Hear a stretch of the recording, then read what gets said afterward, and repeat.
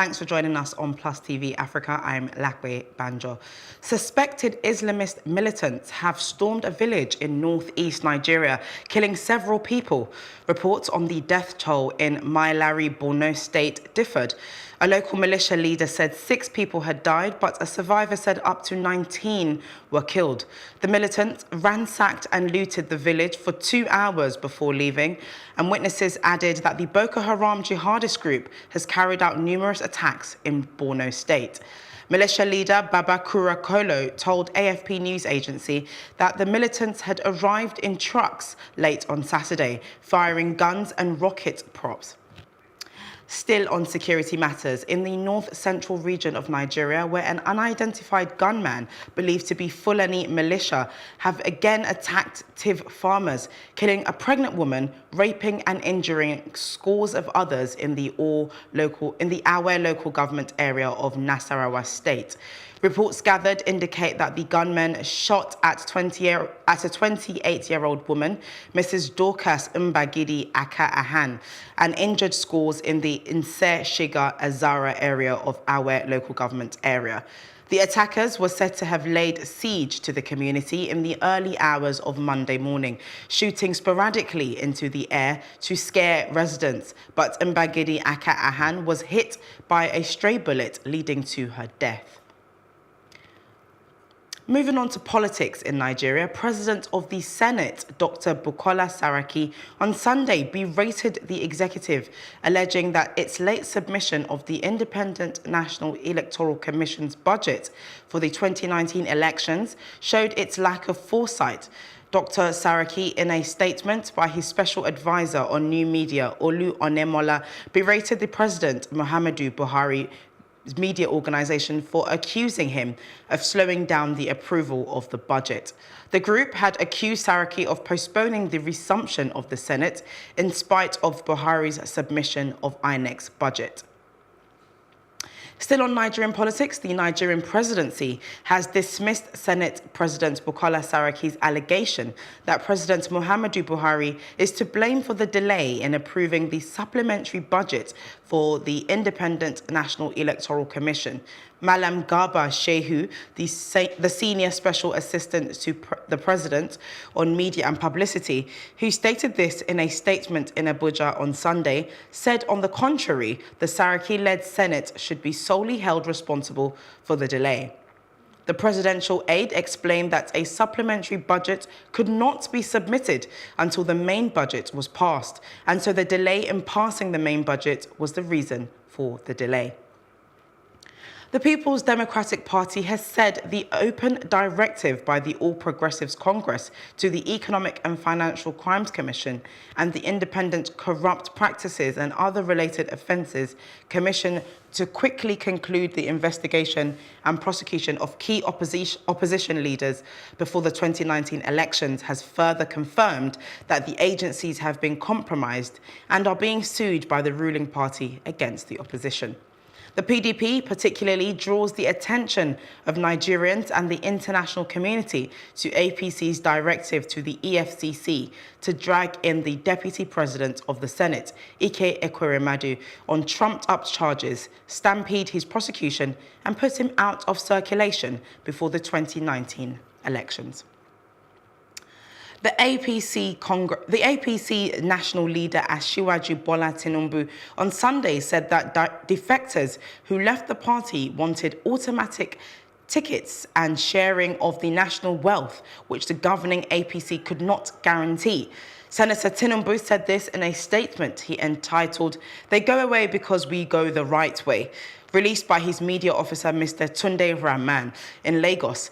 He said that the president of the Senate, Bukola Saraki, and Sokoto State's governor, Aminu Tambuwal, among others, left the APC because the party could not offer them what they wanted. Akwa Ibom State government has dragged the EFCC to court demanding 50 billion naira as damages over recent freezing of state accounts. Joined in the suit with reference number FHCUYCS 13718, AS co-defendants are the Attorney General of the Federation, Zenith Bank PLC, Sky Bank PLC, and United Bank for Africa PLC. The state government is complaining that the recent freezing of its accounts by the anti-graft agency for about 72 hours was unlawful and had crippled both the economy and the reputation of the state. Preliminary investigations at the Jabi collapse site in Abuja suspects foul play by the building contractor. Investigators say visual evidence on ground, which needs to be analysed in the lab, is disturbing the National Emergency Agency and says 7 persons were affected by the collapse of the 4-storey structure. 5 were rescued, 1 critically injured, and 1 confirmed dead. Our correspondent, Amadine Uyi, tells us more. Debris at the collapse site of the 4-storey building at Jabi in Abuja. Rescue workers, security personnel, and onlookers remain on ground in case of the unexpected. An eyewitness recounts her experience on the day of the collapse. We are in the shop. We now heard a sound, a loud sound. We thought it was a car that got as a big car. So before we could turn, we now saw the house, the building now broke down. So the dust was just everywhere. Dust just stand up everywhere. The National Emergency Management Agency, NEMA, says 7 persons were involved in the building collapse. The agency says 5 were rescued alive, 1 critically injured, and 1 was confirmed dead. NEMA insists the figures of those involved in the collapse cannot be disputed. Professionals were deployed here. They thoroughly combed the whole site, and they could not find any other than what they were able to get. So I think when a professional speaks, we should respect their opinion. So to the best of my understanding, I cannot know better than the professionals. One of the acquaintances of the person confirmed dead says he misses his friend. I go miss Bashir because Bashir is my friend. He's my tight friend. This guy, I don't have any problem. He's a very simple man. So I trust this guy. Some people trust him. He is not a bad man. So I pray to God, may God help Bashir. Officials of the Standards Organization of Nigeria were seen carrying out investigation on the collapse site. I've looked at the iron rods, we've looked at the columns, the sizes, and then the space before the syrups. They spoke to Plus TV Africa saying preliminary investigation suspects sharp practices. The aggregate used in sizes at variance with what we expected, and the arrangement of the links, so it's questionable. And then the bars, the sizes of the bars where they're supposed to use 25 or 4, we're seeing some places where they use 3 as against 4. And then the 4th one is about 16 mm. From me, it's a corruption. If you are not following the specification, according to the drawings, according to the design, it's a pure corruption, which must be discouraged. I observed that even the concrete, you can easily break it with hand, which means the mix is not exactly accurate. That is a visual observation. Secondly, I don't know if they have concrete cube test. Before any construction, you need your cube cross test. You need your slump test. You understand? Which I don't think is available. Amadine Uyi, Plus TV Africa. Thanks, Amadine. We will take a quick break and stay tuned for more news when we return. Don't go anywhere.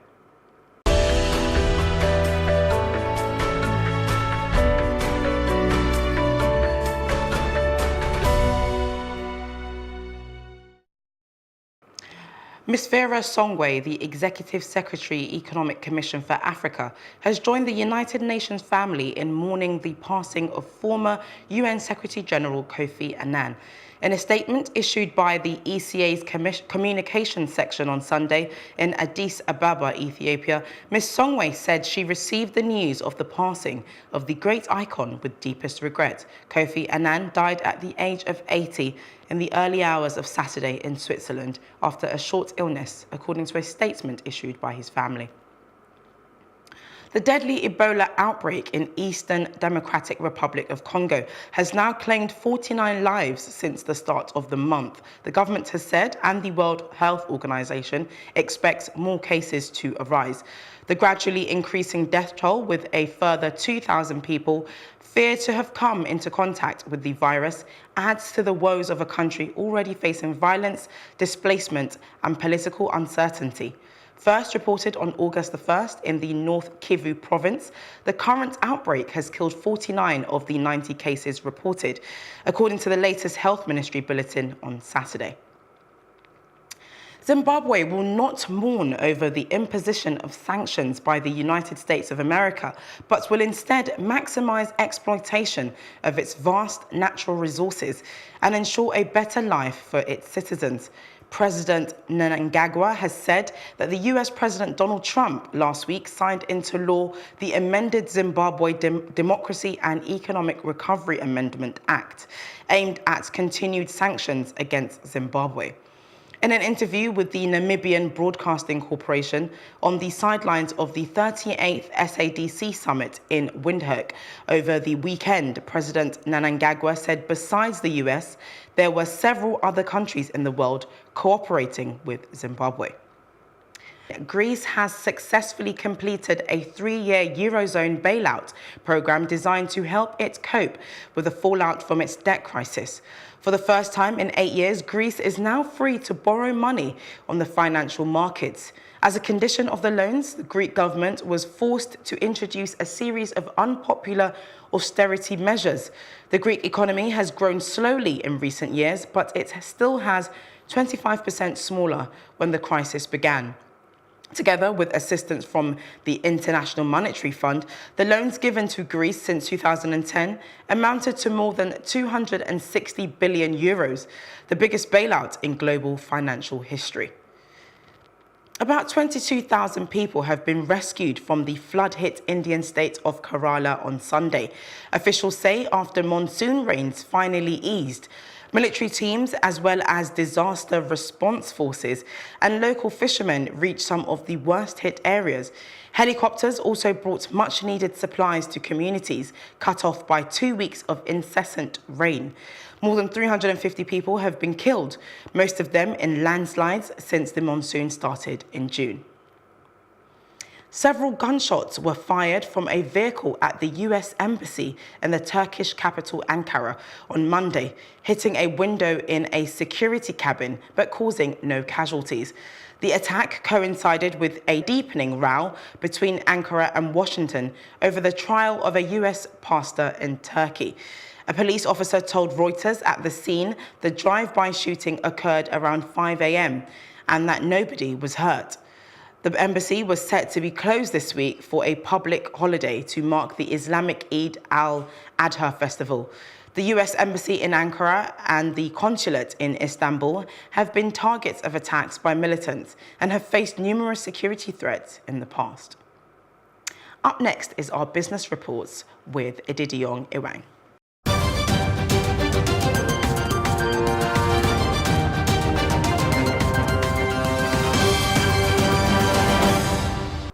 This is Business News and I'm Edidiong Iwang. Well, about 13 states in Nigeria are expected to adopt the model mortgage and foreclosure law between now and the first quarter of 2019. This includes Edo, Akwa Ibom, Cross River, Kogi, Benue, Plateau, Kebbi and Gombe states to conclude the process by November, while Lagos and Kaduna states have enacted their own mortgage model laws.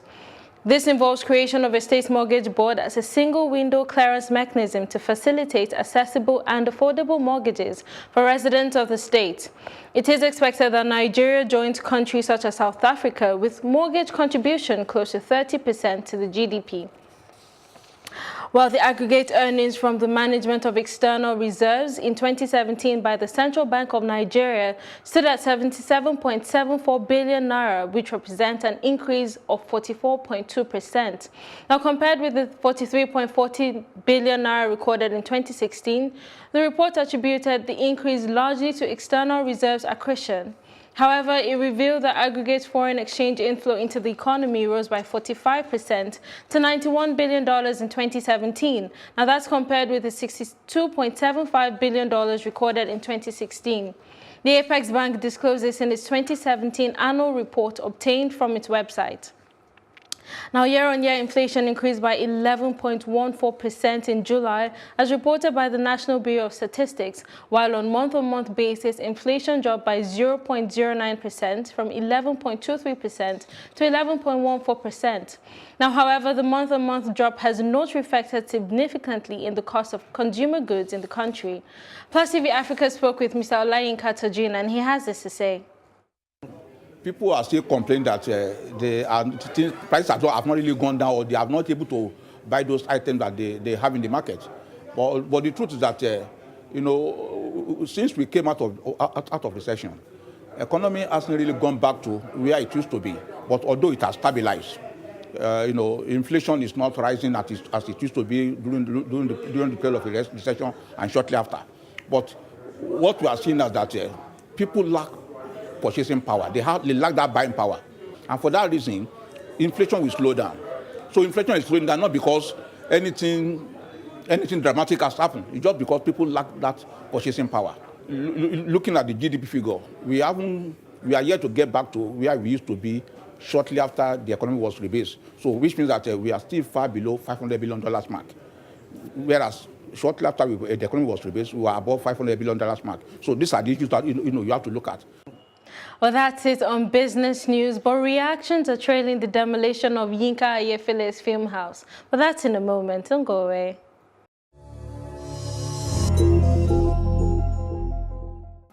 And in entertainment, following the recent film house demolition of Nigerian music producer and gospel singer Yinka Ayefele, Bayelsa East Senator Ben Bruce has reacted to the demolition through social media. According to him, if Yinka Ayefele had built that radio station in England or America, he would have received an award. He built it in Nigeria to provide jobs, and he received bulldozers instead. Yet we say we want investors. Bruce is the latest in a line of notable persons reacting to the demolition, and former Nigerian Vice President Atiku Abubakar has also expressed sadness regarding the unfortunate incident. Likewise, the Nigerian Bar Association, NBA, who have also condemned the act. The property was demolished on the early hours of Sunday, the 19th of August, by the Oyo State government.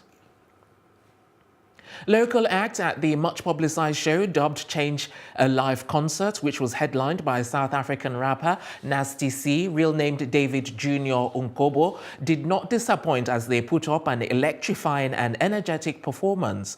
The show, which was held at the Wingate Golf Club, Pomona, Harare, over the weekend in a bid to raise money for less privileged children under the Alfred Dondo Foundation. It saw local acts belting out their tunes, warming the stage for 21-year-old Nasty C.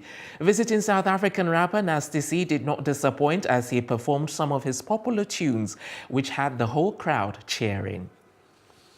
2018 American romantic comedy drama Crazy Rich Asians, which debuted at #1 in American theaters this weekend, has grossed $34 million worldwide since its opening last week. Crazy Rich Asians follows the story of a young Asian American woman who journeys to meet her boyfriend's family, only to discover that they're among the richest in Singapore. The movie is directed by John Chu and stars Constance Wu, Henry Golding, Gemma Chan, Lisa Liu, Michelle Yeoh, amongst many others. And that's it on entertainment. The very best in sports right after this.